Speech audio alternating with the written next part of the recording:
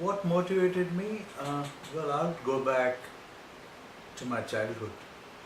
And the reason I say that is because I grew up in a household where our house was pretty much a shelter for a lot of not just immediate family members, but a lot of extended family members and friends of my parents.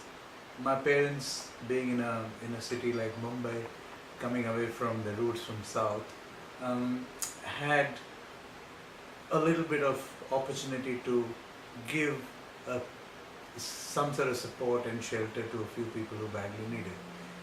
So my house was almost like pretty much like an ashram to lots and lots of people. I can't remember till the time I grew up, and not only me but even my siblings can't remember a time when we were ever living just five of us as a family. We always had somebody living with us. Well, the next bit of inspiration is it's about how my parents, particularly my father, how he got involved in the local community work. Having a lot of limited resources or hardly any resources, having already been committed to helping our people within the family and extended families and friends coming and living with us, he would even step out and try and get involved in the local communities, to an extent that he started getting involved in putting up in a badly needed requirement in our local area was a proper school. This is going back in Mumbai in the early 50s we are talking. And in this part of Mumbai, which was not as affluent or as developed as the rest of Mumbai, there was an absolute need for a local school, just a primary school. My father, along with a few like-minded people, got together and they decided that we will work towards putting a school in this place. And believe it or not, it started all with a small little shack with four walls, with a kindergarten. From that point in time, the amount of commitments I've seen, not only my father but a lot of other people with him, they brought this little kindergarten to becoming now one of the top schools in Mumbai. They are not only a school, they actually offer bachelor degrees. Now that was a tremendous amount of rewarding achievement my father I could see in him. Vision 2020 gave me the a perfect platform to sort of use my skills and knowledge that I've had over the years through my career, and how I could use that and actually support an organization where we could create some decent amount of fundraising events, and that's what I did. And the end result was, because of those events and the fundraised through that events, we could really fund some phenomenal projects back in India.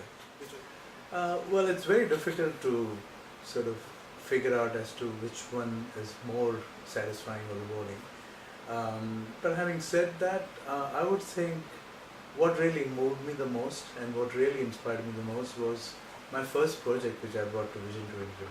This was about a school in Kottayam in Kerala, which was called Jyotis, which is fortunately doing very well now. Jyotis is basically a school for kids from suffering from cerebral palsy, which you probably know it's a very bad situation to be with any child. The issue in this particular place at that point in time, and I got to know this organization, was there kids who wanted to get there.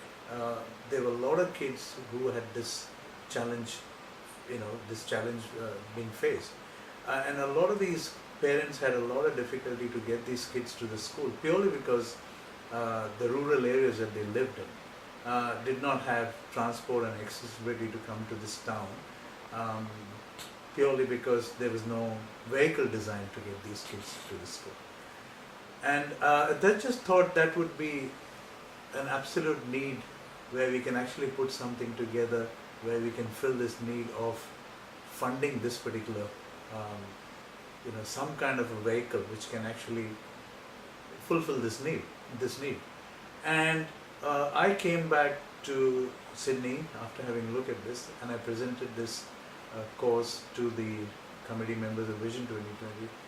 Fortunately, I was very fortunate that the group really understood it, and they really, all approved and supported me and said, let's just put together a plan of a fundraising event where we can actually make enough money to provide a transport to Jyotis.